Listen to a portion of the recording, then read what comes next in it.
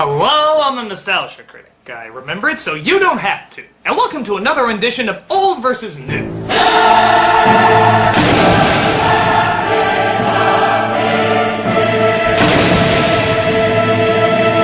We all know about Hannibal Lecter and his history in movies. Great sucked, great sucked. But one film that gets overlooked at times is actually Lecter's very first appearance.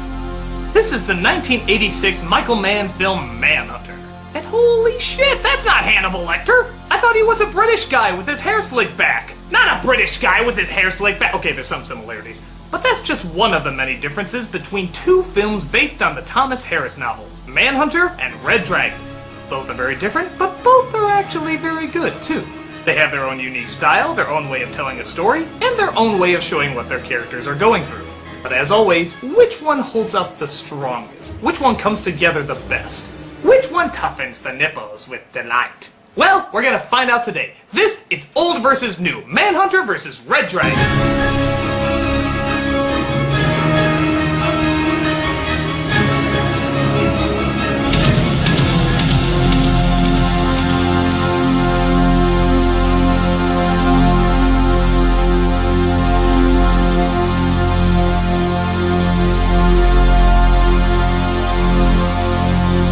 The only thing better than a hero is an anti-hero, the person who constantly walks the edge of good and evil. And these are two great nuts. That sounded bad.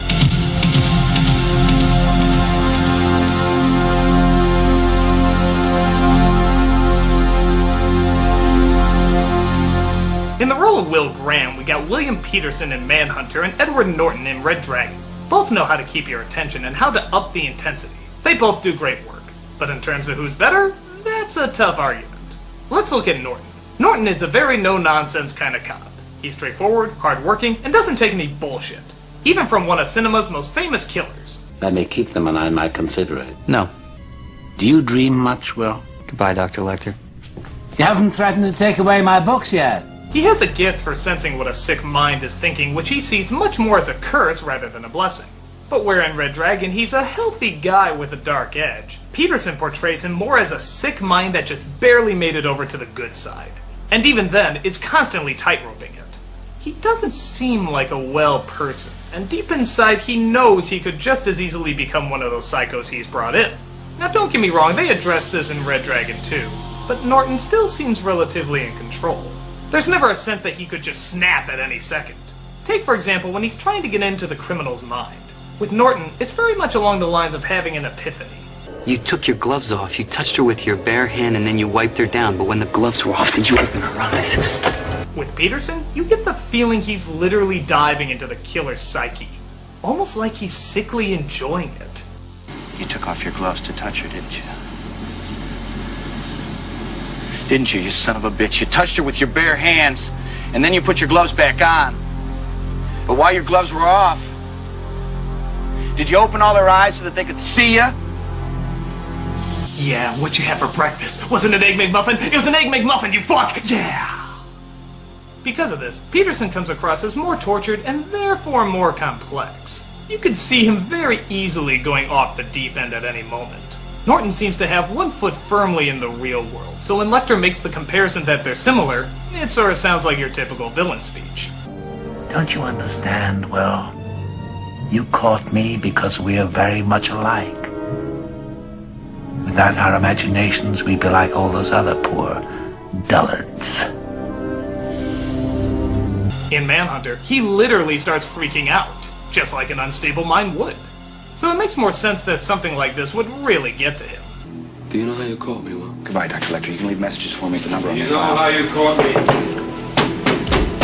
The reason you caught me, Will, is you're just alike. You understand?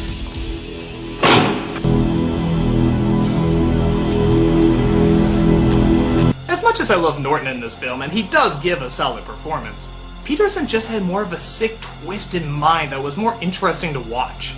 Norton, you're great, but point goes to Peterson. You dirty little beast.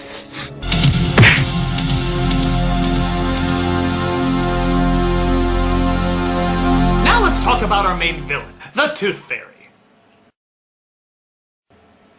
Boy, wouldn't that have been a different film?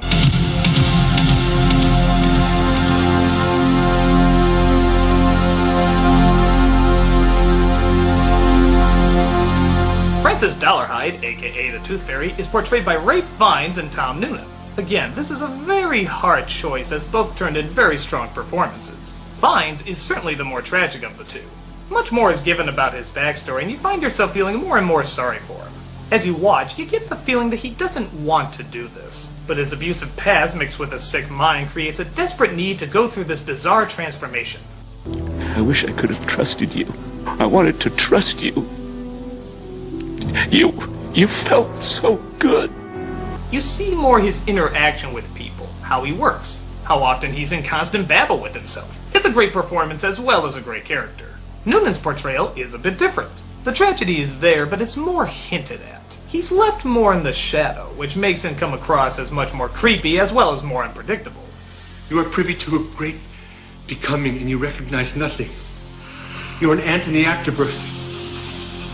It is your nature to do one thing correctly. Tremble. Most of his scenes don't even have music. It just lets the suspense and mystery of his actions fill the fear of the scenario. So in this case, we once again have two totally different interpretations. And it all depends on what you find stronger, the killer you have more compassion for, or the killer you're scared to death of. As much as I love both of them, I again have to go with Manhunter. Because the less you know about what's going on in his brain, the more unpredictable and therefore frightening he is. But he still has that level of depth that is needed as well. And you do see the pain he's going through, it's just not explained through words. It's explained through visuals and music, and in a film, that plays pretty strong. Tough call, but I have to side with Manhunter again. It's just another example of less is more. Point goes to the old. And you recognize nothing.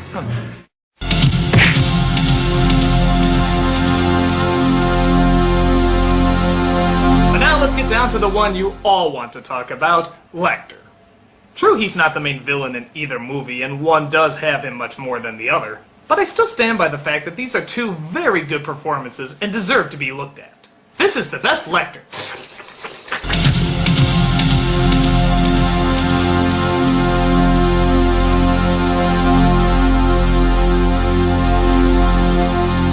Now, a lot of you might be thinking this is a no-brainer. Hopkins turned this role into an icon, and whenever anybody even says the name Lecter, they immediately think of him. So obviously, he should win. But Brian Cox actually has a very different and surprisingly effective take on the role as well. He's a fast talker, he's obnoxious, he's a jerk, but he also manages to get inside your head in a matter of seconds. Thought you might be curious to see if you're smarter than the person I'm looking for. Then by implication, you think you're smarter than me since you caught me. I know that I'm not smarter than you. Then how did you catch me? You had disadvantages. What disadvantages? You're insane.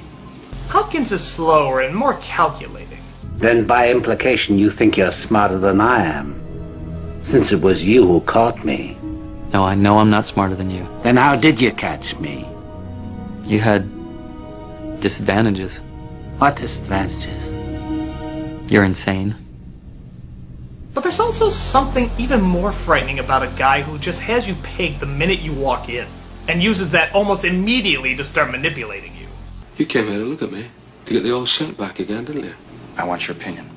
I don't have one right now. But when you have one, I'd like to hear it. When you get more files, I'd like to see them too. You can call me when I have to call my lawyer. They bring me a telephone. Would you like to leave me your home phone number? Hopkins could be evil, but you never really got mad at him. This guy you just want to smack in the face half the time. But it wasn't the act that got you down, was it? Didn't you really feel so bad because killing him felt so good, and why shouldn't it feel good? What an asshole. In the book, he's used about as much as he is in Manhunter, but in Red Dragon, they upped his role because of his popularity.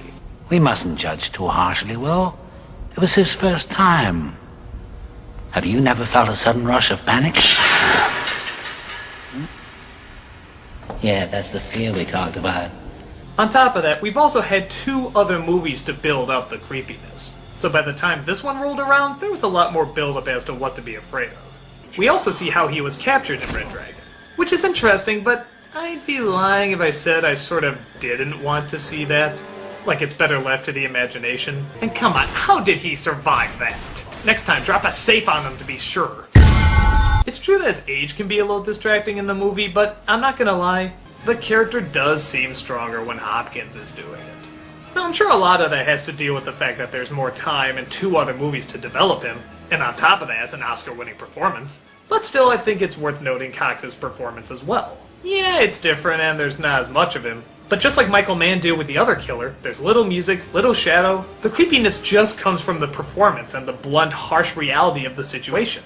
With that said though, it's pretty hard not to love a guy who can find the real meat of a role. Point goes to the new. Smell yourself.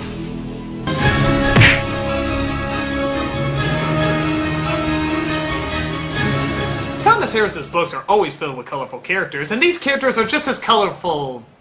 Best supporting cast.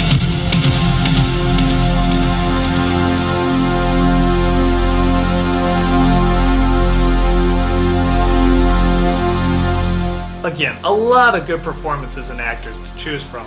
Let's start with Graham's family. In Manhunter, the wife is played by Kim Grest, and the son is played by David Simon. In Red Dragon, it's Mary Louise Parker and Tyler Patrick Jones.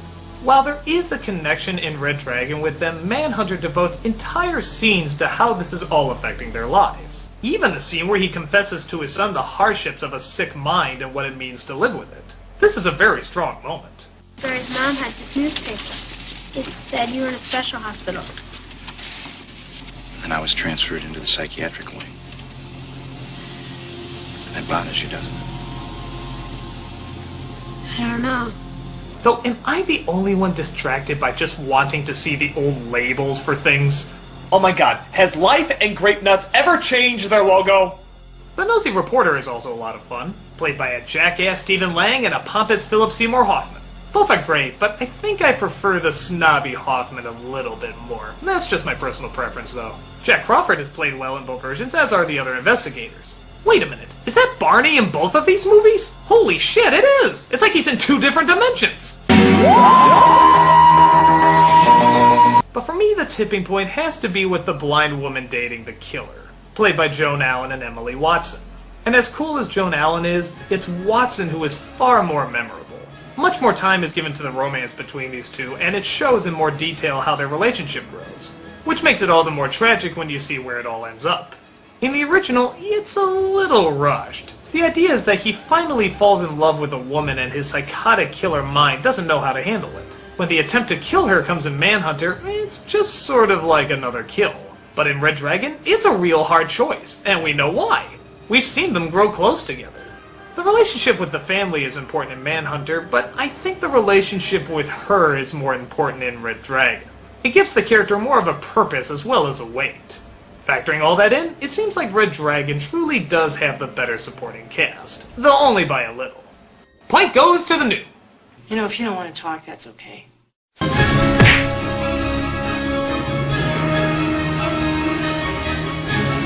Once again, it's all tied up, and it comes to the most important element, the story.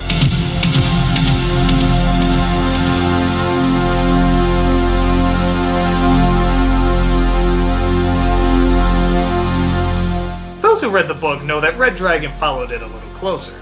But as we all know, that doesn't always mean it's going to make for a better movie.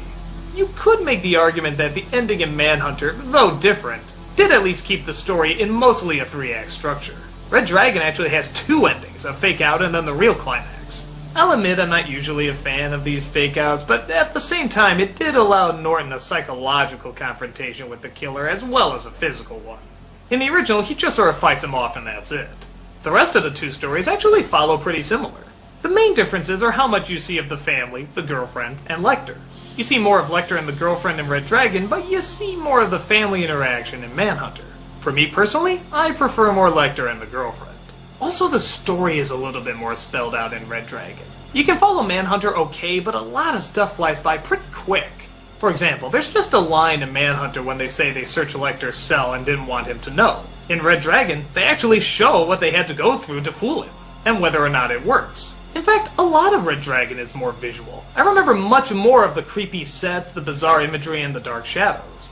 Now don't get me wrong, Manhunter looked good too. But when I think of it visually, I think more large beaches and a lot of blank walls. Come on guys, can't you hang a picture in there? I guess there was that weird backdrop in the killer's house, but honestly, I don't get it. I don't get it. I don't get it. I don't get it. All of this contributes to tell the story more fluently and providing a more natural narrative. And in terms of all that, Red Dragon does move smoother.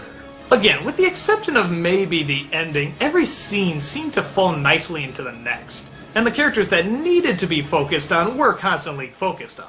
Even the ending isn't horrible, it just sort of seems a touch unneeded. Like they could have had the same psychological climax at the killer's house without the family. Yeah, I know, similar to what they did in Manhunter, but maybe with a little bit more dialogue. So just to emphasize, I truly do enjoy both of these films. They're both great movies. But if I had to choose which one I like better, and I do, it would have to be Red Dragon. Though only by a tiny bit. Point goes to Red Dragon. In my opinion, the superior film. Oh, what a cunning boy you are, Will.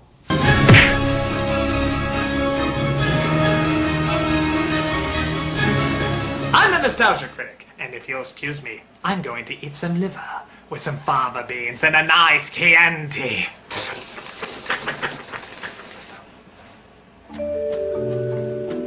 Hello, takeout. Yes, I would like to order your finest duck liver, please. Oh, yes, yes. Oh, the sides? Yes. I would like a, side of fava beans. That would be lovely, yes. Something to drink? Let's do a Chianti. That'd be wonderful. What kind? A nice one. That'd be great. Something seems to be wrong with this phone. Would you like to leave me your home phone number?